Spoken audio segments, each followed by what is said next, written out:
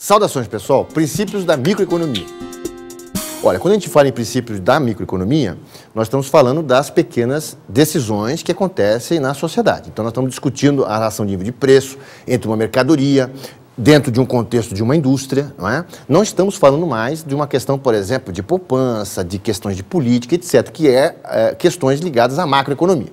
Então, uma das discussões primeiras da microeconomia é a questão do equilíbrio do mercado. O que é esse equilíbrio do mercado? É uma relação que existe entre oferta e demanda. Portanto, eu tenho uma função de oferta de um determinado produto. Essa função oferta ela é constituída pelo preço. As variáveis principais são o preço daquele produto, são os custos para produzir aquele produto, as condições, por exemplo, climáticas entram nessa curva de oferta, e a função demanda, que é determinada pelo preço do bem, pelo preço do bem substituto ou complementar, pela renda do consumidor, que é a restrição orçamentária, e o gosto, o hábito, o gosto e preferência. Quando eu tenho o encontro, né, dessa oferta, que é positivamente inclinada, com a demanda, que é negativamente inclinada, eu tenho uma coisa chamada equilíbrio do mercado.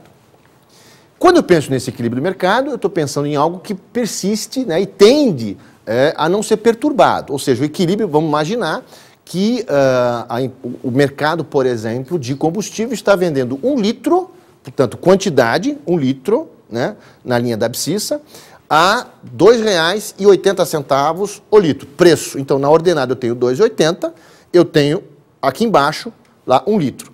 Então, eu tenho uma curva de demanda negativamente inclinada, tem uma curva de oferta de gasolina. Então, o que está acontecendo ali? Se nada acontecer, esse mercado não vai ser perturbado, esse equilíbrio não vai se perturbar, não é? Vai continuar sendo a 2,80, as pessoas vão estar comprando 1 litro a 2,80. O que pode acontecer é ter, por exemplo, uma guerra no Oriente Médio.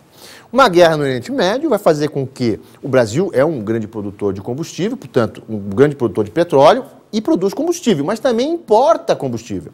Quando há uma grande guerra, por exemplo, no Oriente Médio, essas exportações do Oriente Médio para o Brasil, por exemplo, diminuem e quase que cessam. Ao cessar, eu tenho menos combustível, eu posso ter uma perturbação no mercado de combustíveis, fazendo com que o preço se eleve. Por quê? Porque a oferta ela vai se deslocar para a esquerda no meu gráfico e para cima.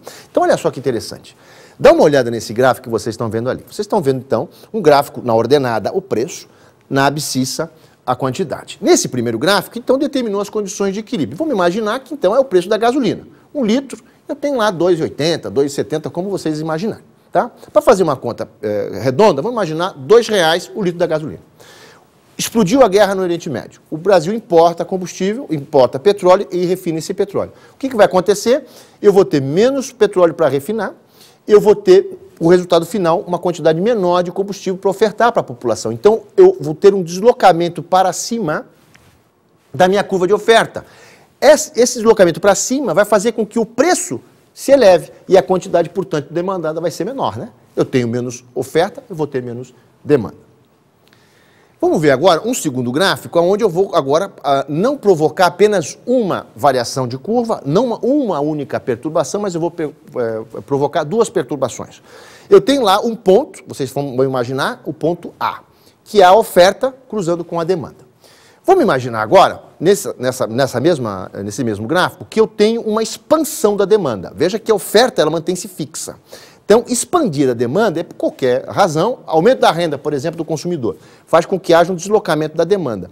Veja que se eu conseguir manter a minha oferta fixa e deslocar a demanda, eu vou ter um segundo ponto de equilíbrio, que é o ponto B, marcado ali no gráfico, né?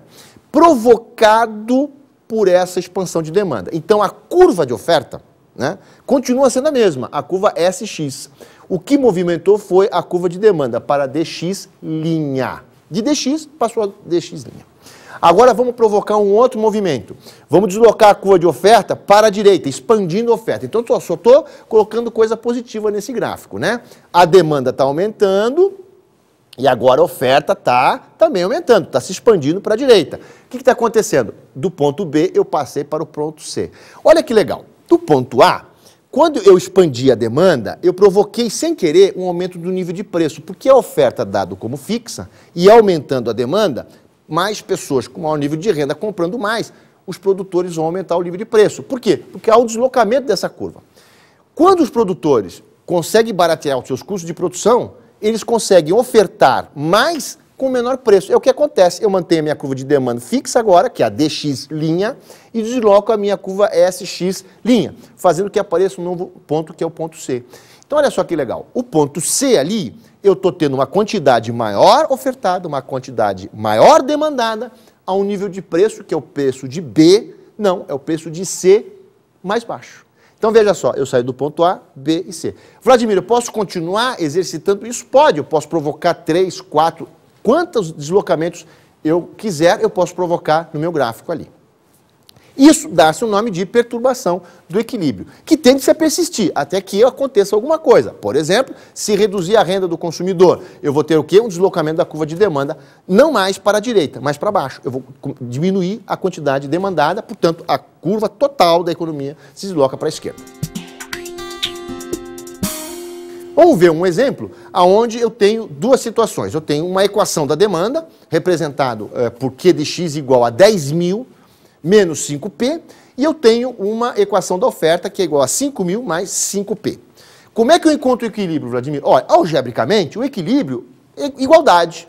É só pegar a quantidade demandada de x igual à quantidade ofertada de x, S de x, eu vou ter a minha quantidade de preço. A pergunta, qual é o preço e a quantidade de equilíbrio para esse mercado? Tranquilo. 10.000 menos 5P é igual a 5.000 mais 5P. Eu jogando, então, o 5 para lá, vai ser 10.000 menos 5, 5.000. O menos 5P mais o meu 5P são 10. Divide aquele 5.000, vai dar preço igual a 500 unidades monetárias, ou 500 reais. O que eu faço agora? Eu pego esses 500 reais e vou substituir. Vladimir, eu posso substituir em qualquer equação? Posso. Porque a quantidade ofertada tem que ser obrigatoriamente igual à quantidade demandada. Então, por exemplo, no nosso exemplo que vocês estão vendo em tela, eu substituí aqueles 500 na quantidade da equação da quantidade demandada, que é 10.000 menos 5P. Então, vai ser Q igual a 10.000 menos 5 vezes 500, que dá uma quantidade de 7.500 demandada. Agora, Vladimir, se eu pegar esses 500 de preço e colocar na minha quantidade ofertada, vai dar os 7.500? Com certeza. Faz em casa, depois vocês verificam que vai dar certinho. Vamos imaginar que nessa situação nós estejamos, é uma equação onde está em jogo, né, preço de aluguel. Então, nós definimos o preço do aluguel e a quantidade de casas que estão sendo alugadas. Então, nesse nível, então agora só para a gente brincar um pouquinho, eu estou tendo ali 7.500 famílias demandando aluguéis ao preço de 500 unidades monetárias, ou seja, o preço do aluguel, 500. Então, 7.500 famílias pagariam, no equilíbrio, esses 500 reais.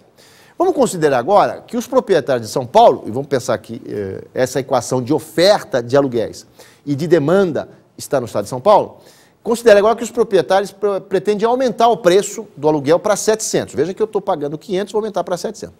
Quantas famílias, e é uma questão que cai normalmente em concurso, quantas famílias ficariam sem moradia? Bom, o que eu faço? Eu pego esses 700 como preço base e coloco na equação de demanda agora, não de oferta, coloco na de demanda. Então vai ser 10.000 menos 5P, 10 menos 5 vezes 700, vai me dar uma quantidade demandada de 6.500. Lembra quanto que nós achamos de equilíbrio? Era de 7.500. 7.500 famílias menos 6.500 famílias significa o quê?